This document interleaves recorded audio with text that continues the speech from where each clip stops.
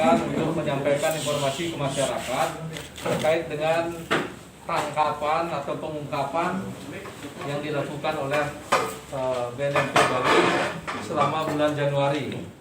Jadi selama bulan Januari ini termasuk juga akhir Desember ini. Akhir Desember ada nambah sedikit. Nah, akhir Desember Bali ini kelompok pemusik.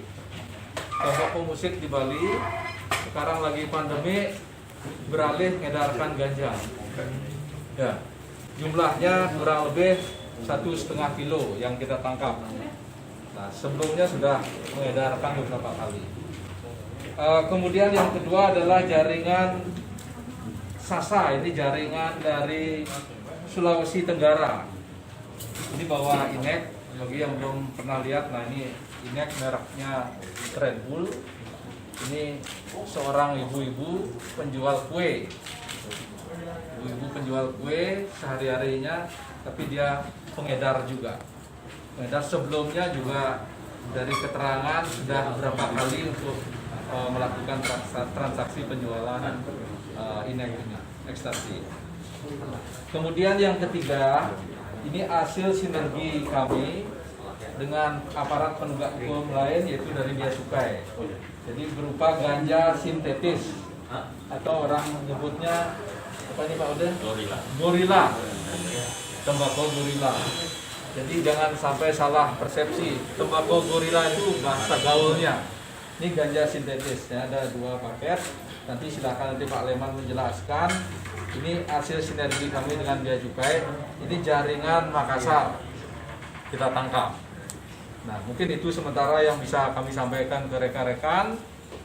Silahkan sekarang dari rekan kami dari Bea Cukai untuk menyampaikan, nanti kita tanya jawab.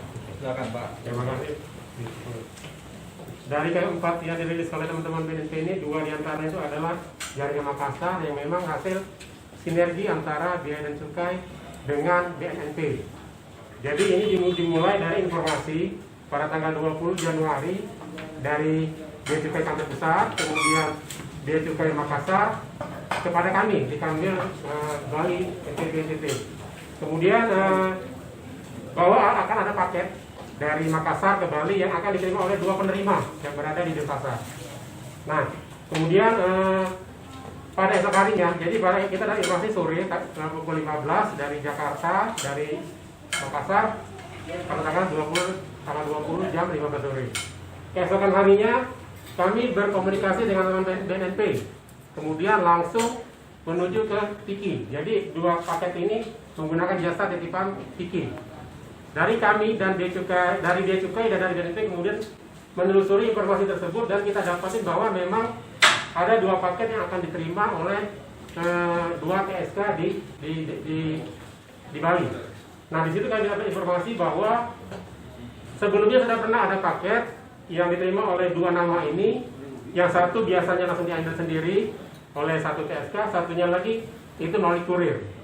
Jadi pada tanggal 21 setelah kita sinergi dengan teman-teman BNP di Bali, esok harinya kita tunggu untuk penindakan. Karena memang untuk penindakan karena ini merupakan barang antar pulau, artinya kewenangan memang leadnya ada di BNNP.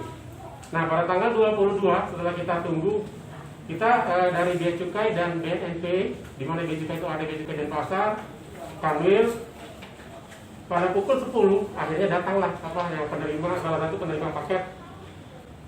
Kemudian kita atas sinergi dengan BNP ditindak. Kemudian satu lagi setelah kita tindak pada pukul 10, pukul 1 siangnya, tim dari BNNP dan dari Bali itu menyamar sebagai kurir untuk 1 paket. Kemudian pukul 13 diantar ke alamat oleh Bea Cukai, oleh BNNP dan Bea Cukai. Jadi untuk 2 paket ini memang merupakan hasil sinergi antara Bea dan Cukai dengan BNNP. Saya kira demikian untuk yang 2 paket yang jaringan Makassar. Terima kasih. Oke, mungkin saya tambahkan. Ini rekan-rekan media, ini sekarang yang terjadi di masyarakat kita khususnya di Bali. Peredaran ganja ini disenangi oleh anak-anak muda. Nah, ini kita jaga, kita lindungi masyarakat kita, apalagi kaum muda ini. Karena ini sangat meresahkan sekali. Yang diminati ini ganja dan tembakau gorila ini. Ini sudah siap edar, yang edarkan juga masih muda umurnya. sudah siap edar, dia nyewa kos-kosan elit untuk menyimpan barangnya. Nah, kemudian ini sebetulnya sama, satu jaringan dia, satu pengirim, satu asal dari Makassar. Ya, kemudian ini juga ini dari kelompok musik. Jadi kita wawancara, sudah ada beberapa kelompok sesama pemain musik ini mengedarkan, semuanya rata-rata orang muda. Nah, ini bentuk aware kita, menjaga generasi kita dari penyalahgunaan atau peredaran gelap narkotika. Bukan kafe.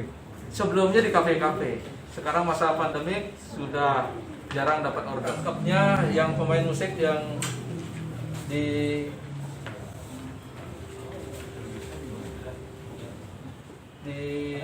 mana? Di Batanghari, di daerah Batanghari. Makassar, kemudian ngedarkan juga di Bali. Ini emang tinggal di Bali atau gimana? Tinggal di Bali. Menggunakan tempat kos juga, jadi tempat kos ini yang jadi tempat mereka untuk melakukan penjualan ya, di luar ya, pada saat ngambil paket. Kami tahun 2021 ini sudah mempunyai strategi tidak hanya parsial melakukan tindakan hukum. Begitu ada tindakan hukum seperti ini, nanti tim kami yang di pencegahan akan turun untuk melakukan sosialisasi ke daerah tempat penangkapan. Dan program BNNP Bali ini adalah membuat atau menyerukan adanya desa bersih dari narkoba, desa bersinar. Nah, ini sudah beberapa kabupaten sudah mengajukan desanya untuk menjadi desa bersinar. Mudah-mudahan tahun ini bisa semakin banyak nanti ada desa bersinar. Karena begitu ada desa bersinar, berarti peran tokoh masyarakat di sana pasti dilibatkan. Itu rekan-rekan ya. Pemuda desa. Semua. Kami semuanya berpatokan mengacu kepada ketentuan hukum. Jadi ketentuan hukum jangan sampai ada mengganggu proses penyidikan yang ada. Kami ada beberapa yang menjadi target dan sudah ada beberapa juga yang kita lagi sedang dalami periksa. Nanti pasti kami akan publish ke masyarakat kalau sudah pemeriksaannya, penyidikannya sudah mulai dapat berjalan dengan baik dan sudah selesai, nanti kami akan rilis sehingga tidak mengganggu proses penyidikan dan pengembangan. Perintah khususnya seperti tadi pertanyaannya dari salah satu rekan wartawan, jangan kerja parsial, jadi kerjanya harus bersinergi. Kami bersinergi dengan aparat penegak hukum lain. Yang kedua, kami bersinergi tidak hanya bersinergi juga di internal, tidak hanya memikirkan pemberantasan, tapi pencegahannya, pengendalian masyarakat, menyertakan peran tokoh-tokoh masyarakat itu juga menjadi akan berusaha mencari bandar-bandar, pengedar-pengedar kulit. Yang kita tangkap ini semua ini levelnya udah level pengedar ke atas. Ya, kendalanya untuk menaikkan tentunya udah tidak rahasia lagi. Mereka penjualannya terputus. Jadi penjualan terputus, kadang-kadang informasinya di handphonenya tidak ada, melibatkan pihak ketiga dan sebagainya. Dan kami pasti akan cari kalau ada informasi untuk tangkapnya. Cuman masalah ini kan masalah hukum, adalah masalah pembuktian. Ya, kami sudah bersinergi dengan rekan-rekan dari Bea Cukai, dengan Polri juga, bahwa sekarang penyelidikan itu tidak hanya manual, tapi penyelidikan di media sosial sekarang ya.